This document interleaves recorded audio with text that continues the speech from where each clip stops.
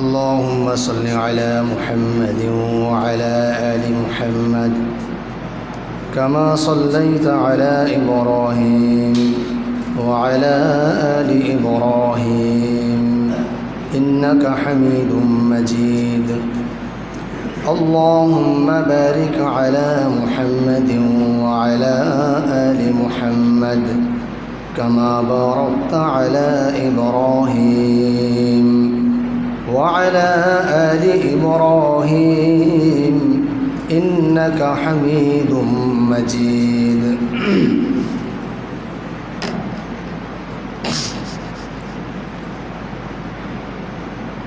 الحمد لله আল্লাহ পাক রব্বুল আলামিনের দরবারে অসংখ্য অগণিত শুকরিয়া যে আল্লাহ পাক রব্বুল আলামিন আমাদেরকে রমজানের প্রথম দিকে পবিত্র জুমার দিন জুমার নামাজ আদায়ের জন্য মসজিদে আসার তৌফিক দিয়েছেন। সবাই একবার বলি আলহামদুলিল্লাহ। গত জুমায় রোজার ফজিলতের উপরে কিছু আলোচনা হয়েছে। রমজান মাসে আল্লাহর নৈকট্য হাসিলের জন্য সবচেয়ে বেশি মুত্তাকি হওয়ার জন্য অন্য সব ইবাদতের মধ্যে রোজা সর্বশ্রেষ্ঠ ইবাদত। রোজার মাধ্যমে অন্য সব ইবাদতের চেয়ে আল্লাহর বেশি নৈকট্যশীল হওয়া যায়। আল্লাহ তাআলার সান্নিধ্যের সবচেয়ে বড় মাধ্যম হলো রোজা রমজান মাসের জন্য। আল্লাহ পাক রব্বুল আলামিন অন্য যত আমল আছে বনি আদমের সমস্ত আমলকে আল্লাহ পাক রব্বুল আলামিন 10 থেকে নিয়ে 700 গুণ পর্যন্ত করেন। 10 গুণ থেকে 700 গুণ পর্যন্ত কোনো আমলকে 10 গুণ করা হয়, আবার কোনো আমলকে তার চেয়ে বেশি, কোনোটাকে বেশি করতে করতে 700 গুণ পর্যন্ত হাদিসের মধ্যে ঘোষণা আছে। মুসলিম শরীফের একটি হাদিস আবু হুরায়রা রাদিয়াল্লাহু তাআলা আনহু থেকে বর্ণিত। আন আবি হুরায়রা রাদিয়াল্লাহু তাআলা আনহু আন্না রাসূলুল্লাহ সাল্লাল্লাহু আলাইহি ওয়াসাল্লাম কুল্লু আমালি ইবনি আদম ইউদাআফুল হাসানাতু বিআশরি আমসালিহা ইলা 700 দি'ফিন। হযরত আবু হুরায়রা রাদিয়াল্লাহু তাআলা আনহু বলেন, নবী করিম সাল্লাল্লাহু আলাইহি ওয়াসাল্লাম ইরশাদ করেছেন, বনি আদমের প্রত্যেকটা আমলকে আল্লাহ পাক রব্বুল আলামিন এ মাসে 10 থেকে নিয়ে 700 গুণ পর্যন্ত করে দেন।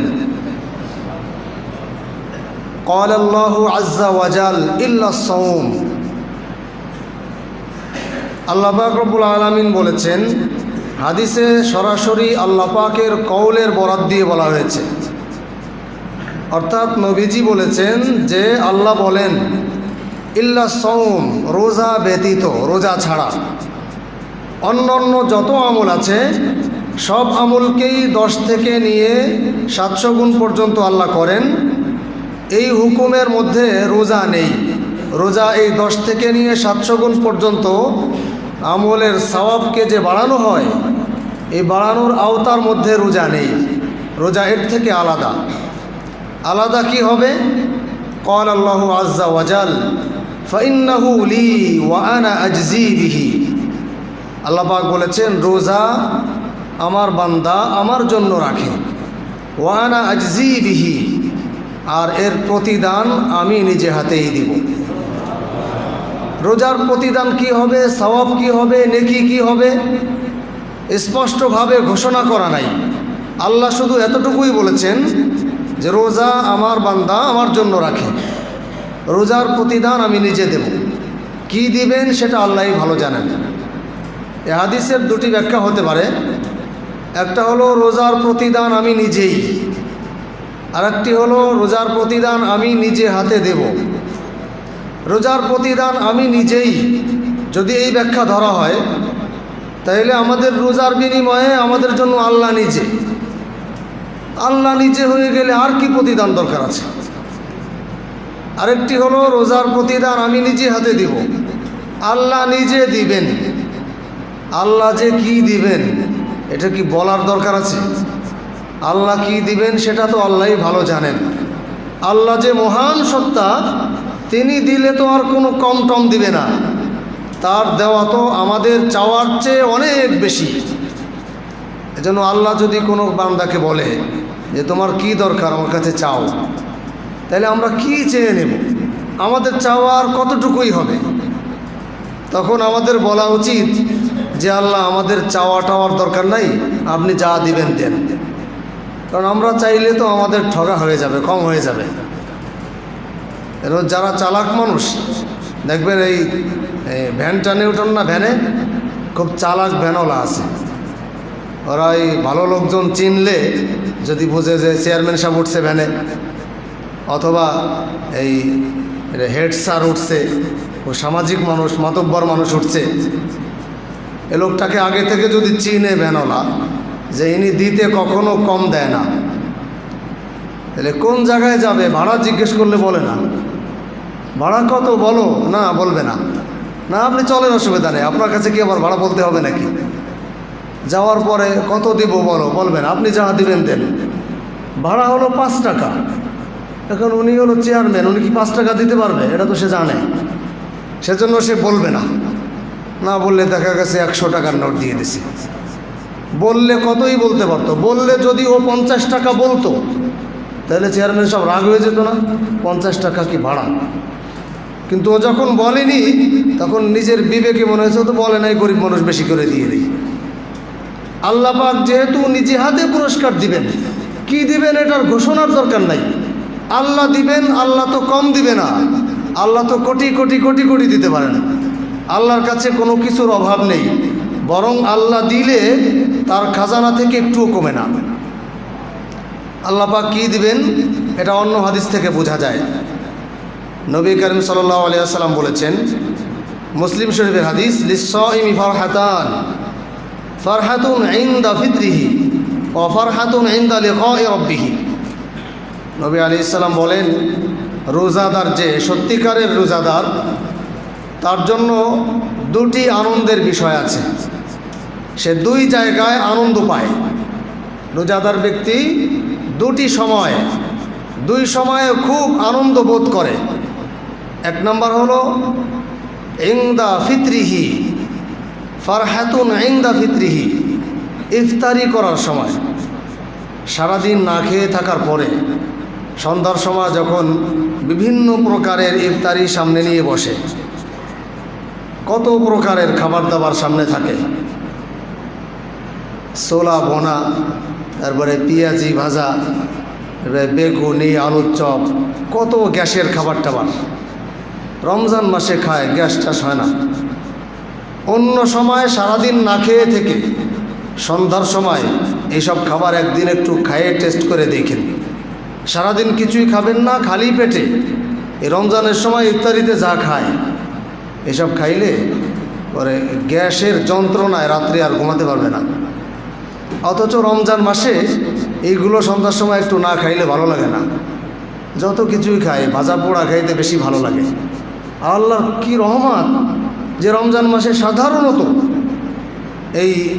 এই ধরনের খাবার, যেগুলো এই সারাদিন না খেয়ে থেকে শরীরের জন্য মোটেই উপযোগী না, কিন্তু এগুলো তো তেমন কোনো ক্ষয়ক্ষতি হয় না, খুব কমই হয়। তো ইফতারি যখন রকমারি ইফতারি নিয়ে সামনে বসে, তখন শুধু বারবার রোজাদার ঘড়ি দেখতে থাকে। 1 মিনিট যাইতে 1 ঘন্টার মতো মনে হয়, আর খুব আনন্দ বোধ হয়। অনেক মানুষ একসাথে মিলে বসে, একসাথে বড় প্লেটে করে অথবা আলাদা আলাদা প্লেটে হোক, একসাথে অনেক মানুষ বসে ইফতারি করার মধ্যে আলাদা ধরনের একটা আনন্দ পায়। বিভিন্ন মসজিদে মসজিদে ইফতারির ব্যবস্থা হয়। এবার হয়তো করোনার কারণে সরকারিভাবে নিষেধ হয়েছে। মসজিদে মসজিদে ইফতারি হওয়ার এটা আরেকটা অন্যতম কারণ হলো, মানুষ মানসিকভাবে খুব তৃপ্তি বোধ করে। বাসায় কারো বাড়িতেই তো ইফতারির অভাব নেই, বরং অনেক ভালো ভালো এই মানুষ যাদের নিজেদের ইফতারি তৈরি করার কোনো অসুবিধা নেই, তার কোনো কিছুর অভাব নেই, মসজিদে এসে অনেক মানুষের মধ্যে ইফতারি করে, এটা আলাদা ধরনের একটা আনন্দ পায়। এজন্যই আল্লাহর হাবিব বলেছেন ফারহাতুন ইনদা ফিতরিহি, ইফতারির সময় রোজাদার ব্যক্তি মানসিকভাবে একটা আনন্দ বোধ করে।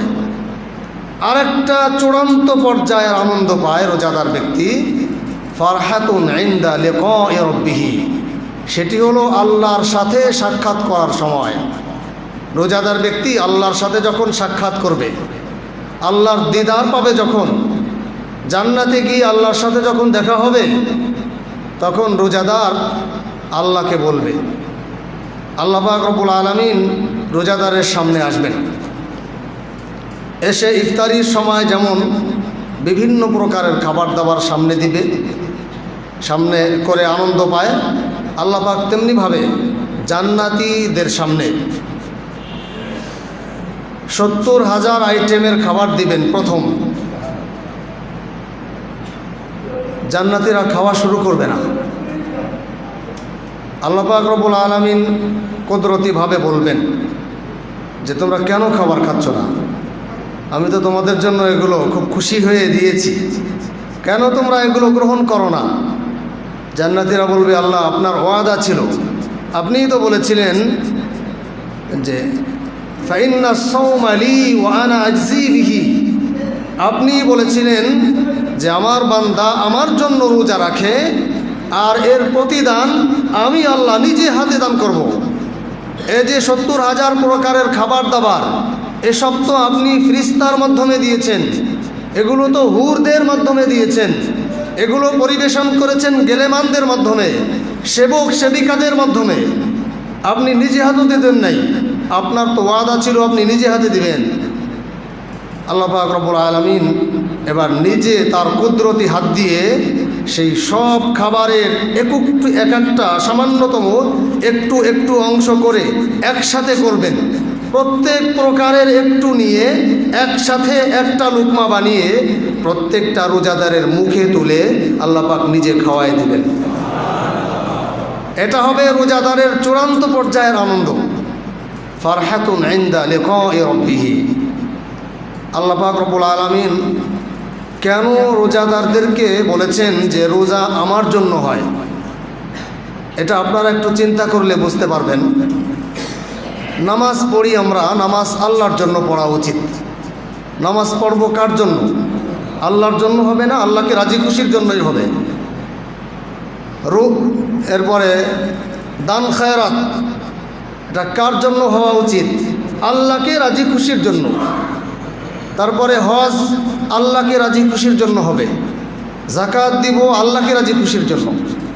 যত ইবাদত আছে এই সব ইবাদতই আল্লাহর রেজামন্দির জন্য, আল্লাহকে খুশি করার জন্য করা উচিত। কিন্তু এই সব ইবাদতের মধ্যে দুনিয়া আসার সম্ভাবনা আছে। নামাজ আল্লাহর জন্য পড়ব, নামাজের মধ্যে লৌকিকতা আসতে পারে। মসজিদের সামনে পাশে আমার দোকান, আমি মুসলমান মানুষ, মুসলমানদের সাথে সমাজ করি, আমি মসজিদে না গেলে এই মুসল্লিরা আমাকে অন্যদের চেয়ে একটু নিন্দা করবে, অন্যদের চেয়ে একটু খারাপ দৃষ্টিতে তাকাবে, সেজন্য নামাজ পড়তে। তাইলে নামাজ আল্লাহর জন্য হলো না, মানুষকে দেখানোর জন্য হলো। দান খায়রাত আল্লাহর জন্য হওয়া উচিত, কিন্তু দান খায়রাত দুনিয়ার জন্য হতে পারে, সম্ভাবনা আছে। দান খায়রাত করলে ঈদের সময় আমি 1 লক্ষ টাকার কাপড় কিনে দিব, তাহলে অন্তত 200টা ভোট আমার পারবে। এই ওয়াসওয়াসা দিলের মধ্যে আসতে পারে, সম্ভাবনা আছে। এমনিভাবে যত ইবাদতই আছে, প্রত্যেকটা ইবাদতের মধ্যে কিছু না কিছু দুনিয়া আসার সম্ভাবনা আছে। কিন্তু রোজা এটা এমনই একটা ইবাদত যার মধ্যে বিন্দু পরিমাণ কোনো দুনিয়া আসার সম্ভাবনাই নাই। কেউ ইচ্ছা করলেও রোজার মধ্যে দুনিয়া আনতে পারবে না। আপনি যদি মনে করেন যে আমি রোজা মানুষকে দেখানোর জন্য রাখবো, মানুষ আমাকে রোজাদার বলবে, এই জন্য রোজা রাখি, এই জন্য রোজা কেউ রাখতে পারবে না। এটা এই জন্য পারবে না, যদি মনে করেন আমি মাগরিবের সময় মসজিদে ইফতার করতে যাব, সবাই আমাকে রোজাদার বলবে, রোজাদার হিসাবে মুসল্লিদের সাথে, রোজাদারদের সাথে আমি ইফতারি করব। তাইলে দুপুরবেলা আমি নিজ বাড়িতে লুকিয়ে লুকিয়ে কিছু খেয়ে নেব, মুসল্লিরা তো আর দেখলো না, অসুবিধা আছে কোনো?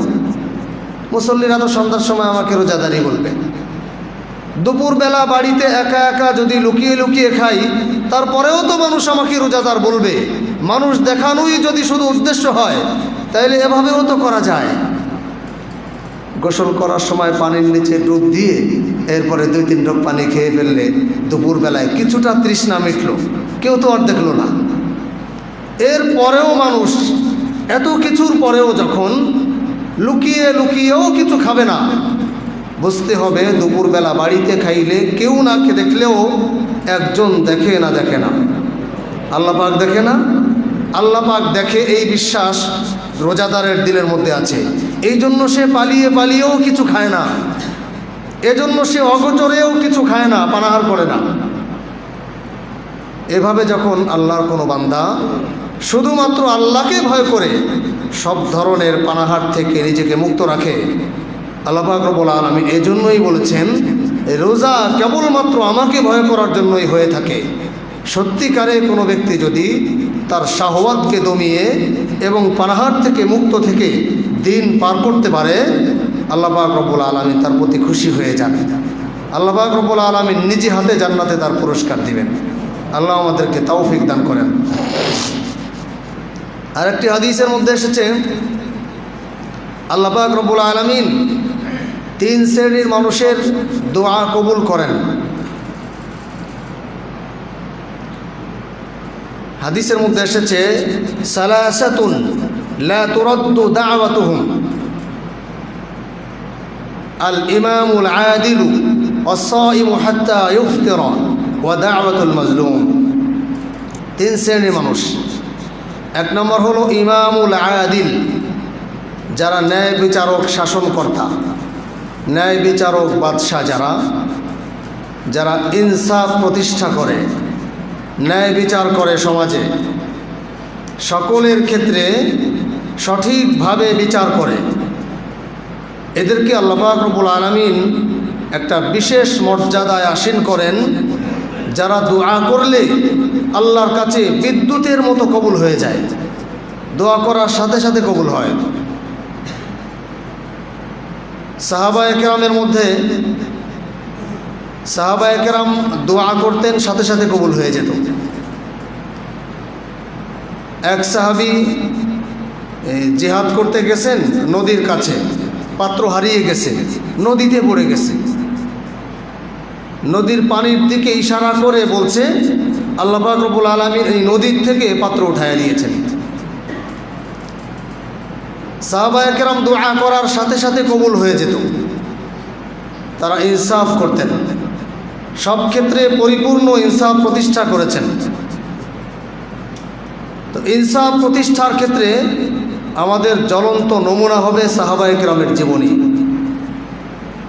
প্রসিদ্ধ ওয়াকিয়া, হযরত ওমর ফারুক রাদিয়াল্লাহু তাআলা আনহু ইসলামের দ্বিতীয় খলিফা ছিলেন। ওমর ফারুক রাদিয়াল্লাহু তাআলা আনহু ছিলেন আমাদের জন্য ন্যায় বিচারের এক উজ্জ্বল নক্ষত্র। তিনি মসজিদে মেম্বারে দাঁড়িয়ে খুতবা দিচ্ছিলেন। আমি প্রায় বলে থাকি, পেছন থেকে এক যুবক দাঁড়িয়ে গেছে যে আমিরুল মুমিনিন, আপনার খুতবা পরে হবে, ইজলিস, আগে আপনি একটু বসেন, আমার একটি প্রশ্ন আছে, এই প্রশ্নের জবাব দিয়ে এরপরে আপনার খুতবা হবে। হযরত ওমর ফারুক রাদিয়াল্লাহু তাআলা আনহু বসে গেছেন। বলছে, যুবক তোমার প্রশ্ন করো।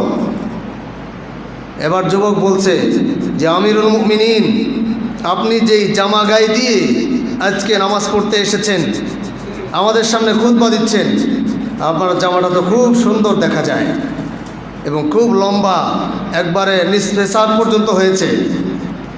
গতদিন আপনি রিলিফের যে কাপড় দিয়েছেন, আমিও তো একটা কাপড় পেয়েছি।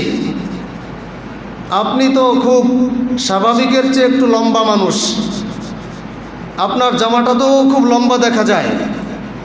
আমি যতটুকু কাপড় ভাগে পেয়েছি, এটা দিয়ে তো আমার পূর্ণ একটা জামা হলো না। এই যে দেখেন, ছোট একটা জামা, আমারও তো মনে চায় ভালো একটা লম্বা জামা বানাইতে। আপনি তো লম্বা একটা জামা বানায় খুতবা দিচ্ছেন, তাহলে আপনি কি কাপড় একটু বেশি নিছেন আমাদের চেয়ে? যদি সত্যিই আমাদের চেয়ে আপনার ভাগে আপনি একটু বেশি নিয়ে থাকেন, তাইলে আমি এখান থেকে ঘোষণা দিচ্ছি আমি আপনার পেছনে নামাজ পড়ব না। আমিরুল মুমিনিনকে বলছেন। ওমর ফারুক তো রাদিয়াল্লাহু তাআলা আনহু আমাদের এই বাংলাদেশ যতটুকু, এই বাংলাদেশের মতো একটা ভূখণ্ডের প্রধানমন্ত্রী ছিলেন। এই গোটা পৃথিবীর আয়তন যতটুকু, আমরা যতটুকু পৃথিবী সম্পর্কে আমরা জানি, যতগুলো রাষ্ট্র সম্পর্কে আমাদের ধারণা আছে, এর অর্ধেকেরও বেশিটার প্রধান ছিলেন ওমর ফারুক। সেই অর্ধ জাহানের খলিফা পাঞ্জাবি গায়ে দিছে রিলিফের কাপড় দিয়ে, এটা নাকি একটু বড় হয়ে গেছে। তাই অভিযোগ একজন প্রজার, সে মসজিদের মধ্যে খলিফাতুল মুসলিমিনের সামনে দাঁড়িয়ে প্রতিবাদ। এটাকে বলে ইনসাফ। রাষ্ট্রে সবার অধিকার সমান। সমস্ত প্রজা তাদের যে কোনো ধরনের অভিযোগ খলিফার সামনে, প্রধানমন্ত্রীর সামনে উচ্চ কণ্ঠে মন খুলে প্রতিবাদ করতে পারবে। এটাই হলো ন্যায় বিচার, জবানের স্বাধীনতা। হযরত ওমর ফারুক রাদিয়াল্লাহু তাআলা আনহু চোখ দিয়ে পানি ছেড়ে দিয়েছেন, কথা বলতে পারতেছেন না। তিনি বলছেন, উত্তরটা আমি দিতে পারতেছি না, আমি কথা বলতে পারছি না।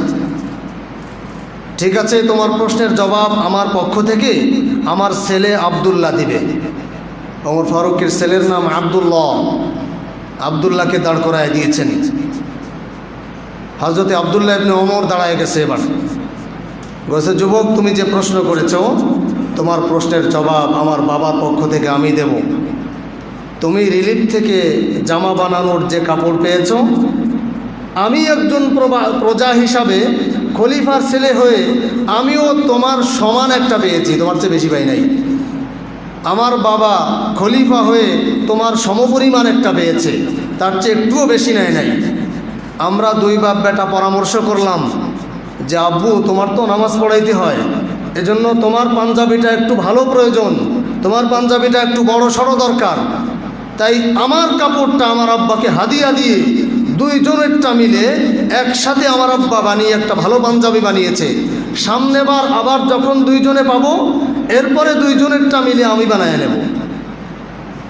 এই ছিল অর্ধজাহানের খলিফার ইনসাফ, যে একটা পাঞ্জাবির কাপড় তাও একজন সাধারণ প্রজার চেয়ে নিজের ভাগে একটুও বেশি নেয় নাই। সুতরাং আমাদের ইনসাফ প্রতিষ্ঠার ক্ষেত্রে অনুসরণীয়, অনুকরণীয় হবে সাহাবায়ে কেরামের জিন্দেগি, তাইলেই না ইনসাফ প্রতিষ্ঠা হবে।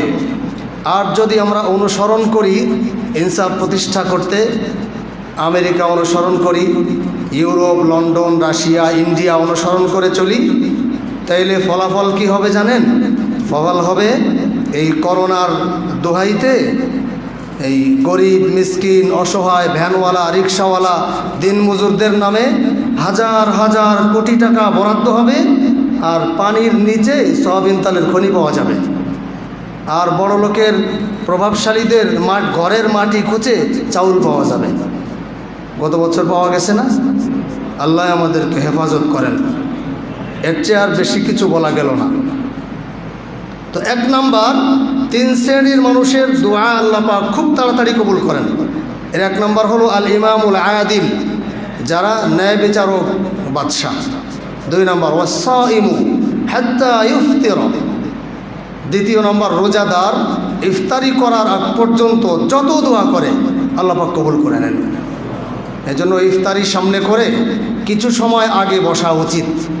ইফতারি যখন রেডি হয়ে যায়, তখন খাবারের প্রতি খুব লোভ থাকে। সারাদিন না খাওয়া, ওই সময় যা সামনে আসে তাই তো খেতে মনে চায়। ইফতারি এত সুন্দর সুন্দর আইটেম, বিশেষ করে শরবত টরবত বানাইলে ওই সময় তো খুব পানির পিপাসা থাকে।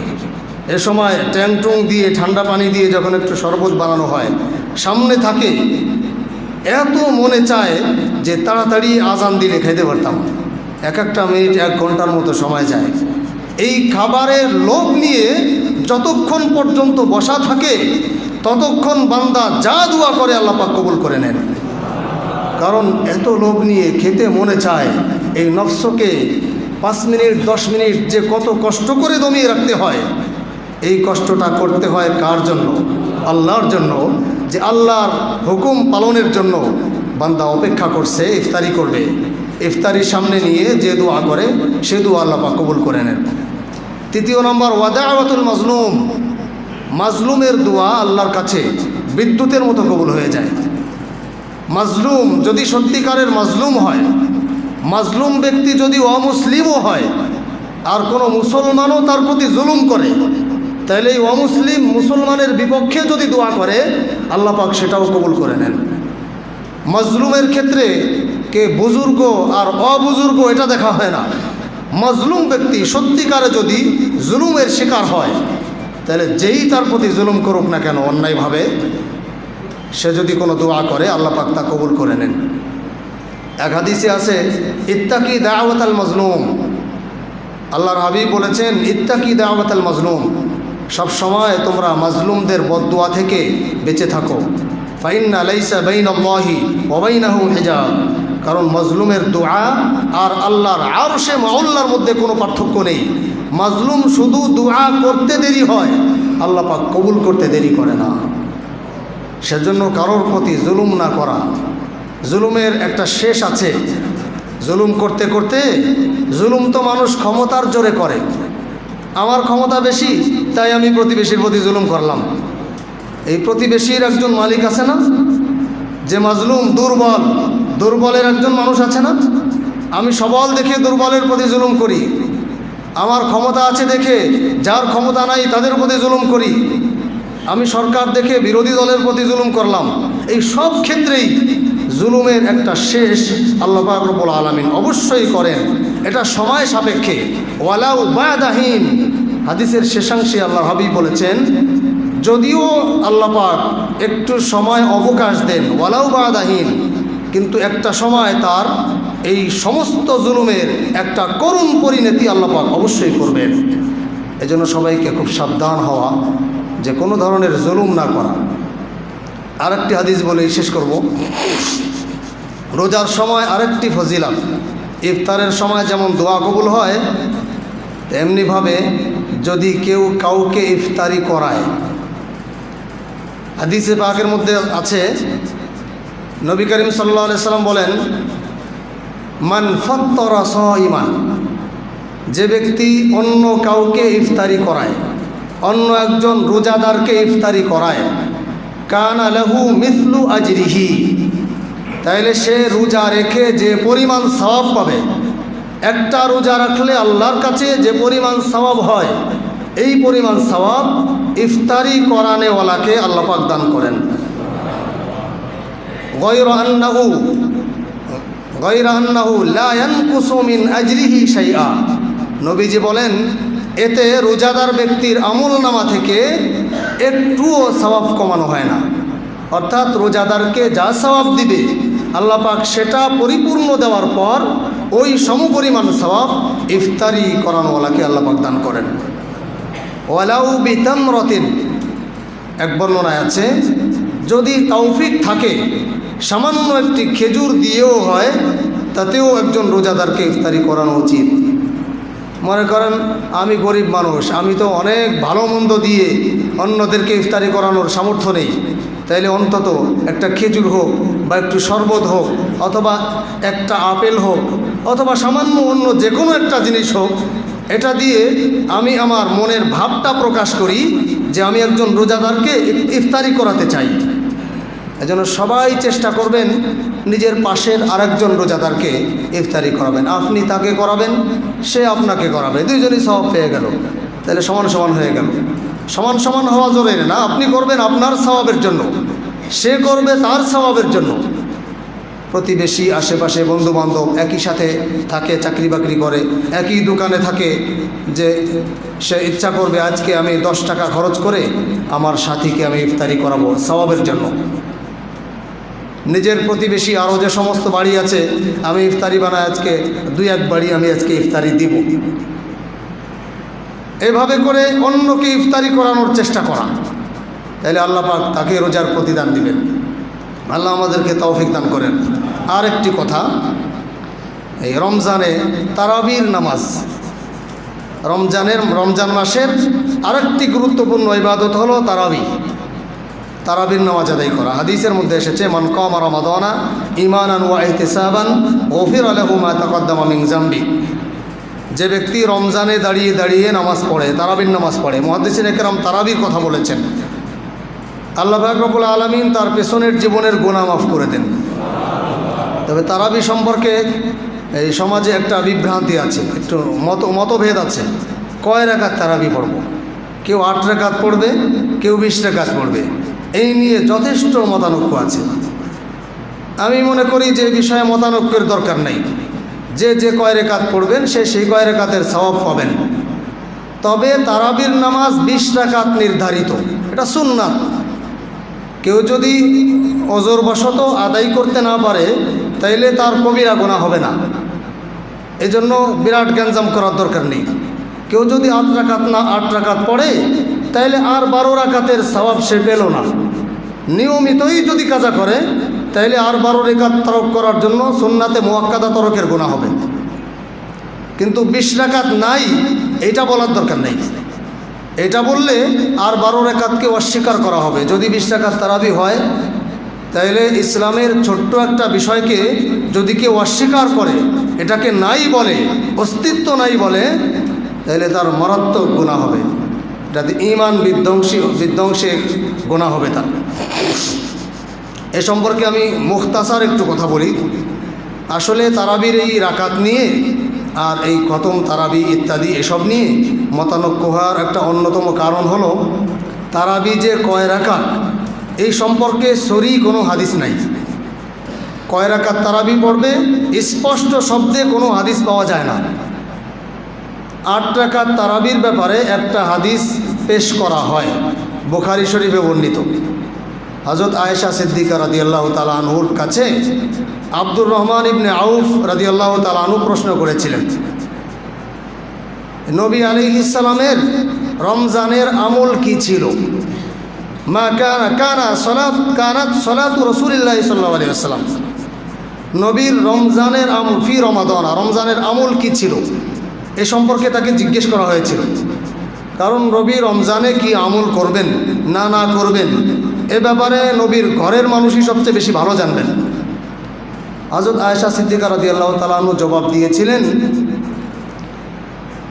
যে নবী আলাইহিস সালামের রমজানে এবং রমজানের বাইরে মা কানা ইয়াজিদু ফি রমাদানা ওয়ালা ফি গায়রিহি আলা 11 রাকাতান, নবী রমজানে এবং রমজানের বাইরে ওয়ালা ফি গায়রিহি, বুখারীর বর্ণনা। এই হাদিস দিয়ে সবাই দলিল পেশ করে রমজানে এবং রমজানের বাইরে 11 রাকাত নামাজ আদায় করতেন। 11 রাকাতের মধ্যে 3 রাকাত বেতের ধরা হয়েছে আর 8 রাকাত অন্য নামাজ, তারাবির নামাজ, সেটা এই হাদিসে বলা হয় নাই। তাহলে এবার বের করতে হবে এটা কি তারাবি নাকি এটা নফল নামাজ, না তাহাজ্জুদ, না কিয়ামুল লাইল, কি এটা?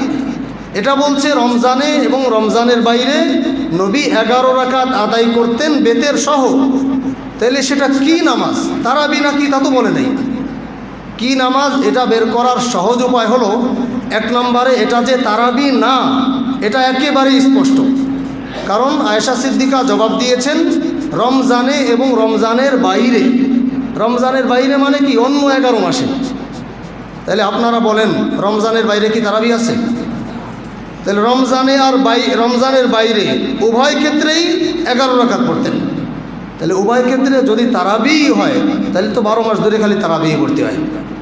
তাহলে বোঝা গেল এই হাদিসটা তারাবি সম্পর্কে না। তারাবি সম্পর্কে হইলে শুধু রমজানে বলতেন।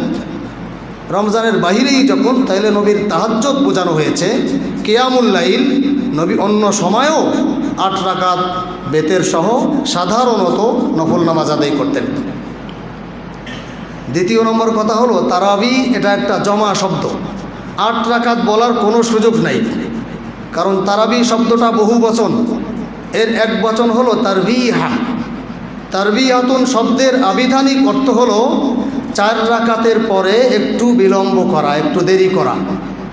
4 রাকাতের পরে বসে কোনো দোয়া টোয়া পড়া বা একটু বিশ্রাম করা, তাহলে তারবিহাতুন এটা এক বচন। প্রতি 4 রাকাতের পরে দেরি করা এটাকে বলে তারবিহা। তাহলে এক তারবিহাতে 4 রাকাত হয়। আরবি ভাষায় এক বচন দ্বিবচনের আলাদা শব্দ। বাংলা ইংরেজিতে এক বচন আর বহু বচন, দ্বিবচন কোনো শব্দ নেই, কিন্তু আরবিতে দ্বিবচনের আলাদা শব্দ, দুই বুঝাতে আলাদা শব্দ হয়।